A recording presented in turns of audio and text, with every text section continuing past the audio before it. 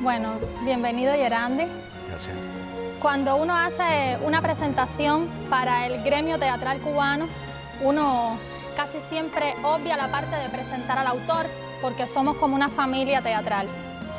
Pero esta es una presentación virtual y si bien expresa el aislamiento al que estamos sometidos por la COVID-19, también genera otra especie de intercambio sin fronteras y nos da la posibilidad de llegar a otras familias teatrales.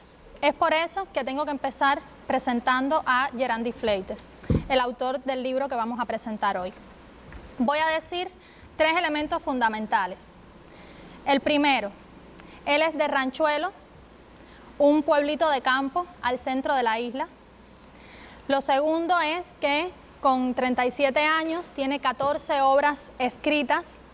De esas 14, 13 publicadas y la gran mayoría estrenadas por importantes colectivos cubanos y de otros países. Y la tercera es que su línea creativa más importante, y creo que lo distingue por encima de otros dramaturgos de su generación, es la reescritura de los clásicos. Yerandi y yo estudiamos juntos arte teatral en la Universidad de las Artes. Él era mayor que yo y casi siempre cuando uno entra se dicen muchas cosas de los muchachos mayores.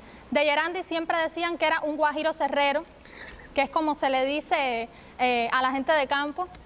Pero también cuando se hablaba de algún libro, la gente decía, pregúntale a Yerandi, él debe tener ese libro porque él se lo ha leído todo. Entonces hago esta anécdota para mostrarles cómo en las versiones que él hace de los clásicos está ese acervo cultural del campo cubano, está esa cultura popular tradicional que atraviesa los personajes, que atraviesa los temas, que atraviesa el lenguaje, pero también está el mundo oculto, también está la pulcritud de la sintaxis, también está la élite de la palabra, las referencias al canon literario y también la deconstrucción de ese canon. Esa mezcla tremendamente genuina está en las obras de Yerandi Fleites. Maneras de usar el corazón por fuera, que es el libro que estamos presentando hoy, es una versión del chino, una obra escrita por el dramaturgo cubano Carlos Felipe en 1947, casi medio siglo antes de que Yerandi se leyera su primer clásico debajo de una mata de mango en Ranchuelo. Esta obra que estamos presentando ganó el Premio de Dramaturgia Virgilio Piñera 2018. Ese es el premio más grande que pueda tener un dramaturgo cubano en Cuba. Si tuviera que contar la obra, lo primero que diría es que no se puede contar, que la obra hay que vivirla leyendo, hay que verla en el pensamiento.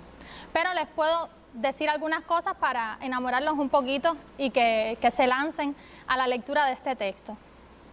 Puedo decir que en la obra está la vida de unas personas que hacen teatro por dinero, hacen teatro por amor, hacen teatro quizás porque es la única manera de saber quiénes son en realidad. Está también en esta obra la riquísima relación entre actor, personaje y personaje, que se complejiza aún más cuando esta obra se lleva a escena y vemos que hay un juego triple entre el actor dentro de la ficción, el personaje y el actor de carne y hueso que está interpretando ese personaje en su dualidad. En esta obra también está el eterno romance entre Palma, la protagonista, y José el mexicano. Pienso que es una metáfora que tiene que ver con la desmemoria y tiene que ver con la desilusión. Me parece que también es importante resaltar que en la obra está esta especie de estructura rashomónica que es tan seductora y que tiene mucho que ver con la búsqueda de una verdad, la búsqueda de una memoria colectiva, una memoria que se puede construir desde diferentes aristas, pero definitivamente cada uno defiende su visión de los hechos. En esta obra hay un crimen, hay amores de todos los colores, hay intriga, hay sorpresa, hay juego con la tradición. Y creo que lo más interesante es cómo Maneras de usar el corazón por fuera llega después de que Gerandi hubiera versionado a los clásicos griegos, de que hubiera versionado Shakespeare, de que hubiera versionado Vargas Llosa. Entonces me parece que con este libro también aparece esta obra para exhibir una gran maestría en el difícil arte de versionar. Desde la primera página del libro ya nosotros sabemos a qué tipo de versión nos estamos enfrentando, porque, parafraseando a Borges en Pierre Menard, autor del Quijote, no querías componer otro chino, lo cual es muy fácil, sino el chino. Cuando yo he leído y he visto tus obras en escena, casi siempre hay un factor determinante para que uno se enganche y para que uno se apasione y pueda disfrutar al extremo la experiencia teatral, y es conocer el original de esos textos. Me parece que en muchas de tus obras es muy importante saber cómo se juega con ese texto original. Sin embargo, creo que en Maneras de usar el corazón por fuera, la versión tiene otro matiz. Me parece que uno puede disfrutarla al máximo sin tener que conocer ese referente de base, sin tener que conocer ese referente original. Creo que la operación de la reescritura va más allá de la intertextualidad, incluso más allá de la metateatralidad y del juego explícito con el referente. Creo que es una especie de apropiación de la historia, de los temas, de los personajes, que me resulta muy singular, porque es como si ubicaras a los personajes en un no tiempo que es al mismo tiempo el de Carlos Felipe y el de nosotros, como si tú quisieras expresar lo que fuimos, lo que queremos ser y lo que definitivamente somos. O sea, esa unión en esas tres visiones de uno mismo, que pueden ser las tres visiones también de Cuba, de un país, la Cuba que fuimos, la Cuba que deseamos ser y la Cuba que definitivamente somos. Por otro lado, también puedo percibir que hay una operación diferente en el lenguaje de esta obra. Nosotros tenemos un maestro que siempre decía de los personajes de Gerandi, sobre todo de sus versiones de los clásicos griegos, que todos los personajes de Gerandi hablaban como eruditos. Yo no sé qué pensará ese profe nuestro tan querido de los personajes de Maneras de usar el corazón por fuera, que hablan como si estuvieran en un ensayo sin público, como si estuvieran en los camerinos, en los pasillos, en los baños, donde se juntan todas las historias personales, los sudores, los olores, las tristezas, las alegrías de la tragescena, lo que viven los actores en la tragescena. Entonces, yo quería preguntarte si esa condición del lenguaje, ya sea una vocación de estilo o quizás algo que viene del propio original del chino, si tiene que ver con tu incursión como director de escena. Sí, bueno, primero voy a agradecer al Arcos otra vez por la invitación, por estar aquí presentando en esta ocasión Maneras. Bueno, y a Isabelita por aceptar apoyarme y por siempre estas presentaciones tan lindas, que anteriormente había hecho la de Pueblo Blanco, que me pareció una cosa exquisita, y ya esto tiene que volverse a una norma, de verdad. Y sé que no es por los elogios, porque ella sabe, es una persona franca que podría también decir la verdad y sabe que puede hacerlo. Muchas gracias, Isa. Bueno, y sin lugar a dudas, Maneras tiene que ver con esa experiencia también como en la que he empezado a incursionar ocasionalmente, como he dicho, como director, y también por una cercanía y un diálogo más permanente con la escena como asesor dramático, y ya en un trabajo directo, por ejemplo, con Teatro de Dúo, Julio César Ramírez, esos actores, ese contacto más directo que llevo ya unos años haciendo, o sea, desde que me gradué, pero que ahora en Teatro de Dúo he podido tener más de cerca, he podido trabajar más directo sobre la escena, y por supuesto también como director, donde por primera vez me sentí solo en escena trabajando con unos actores tratando de hacer algo que no sabía cómo hacer.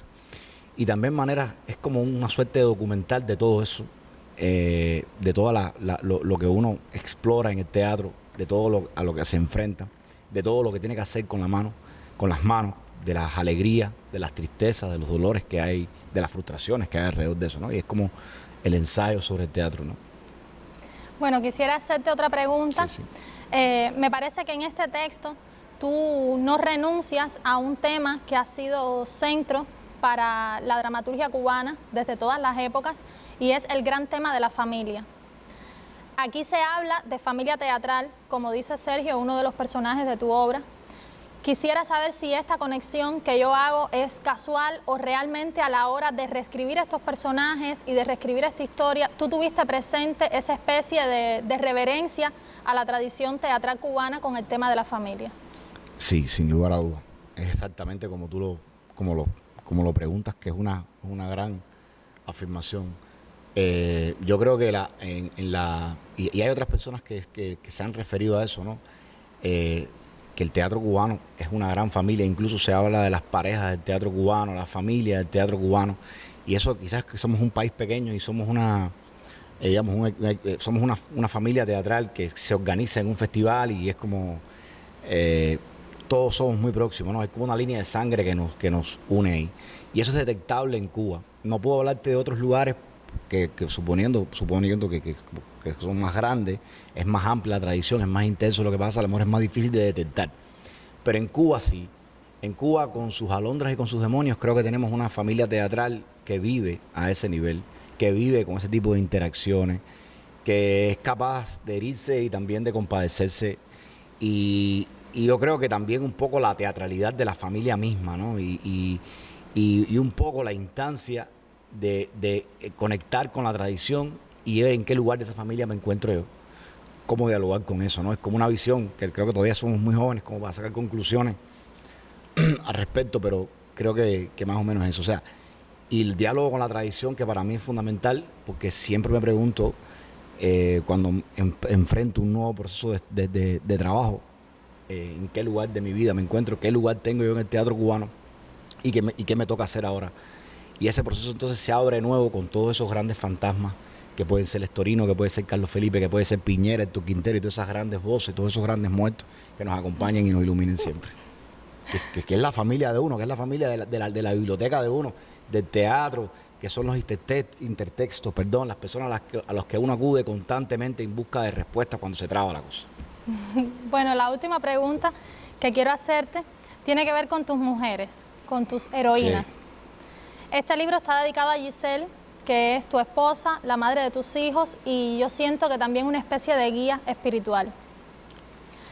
Ella también es una gran actriz, una mujer fuerte, hermosísima, que ha interpretado muchos de tus personajes.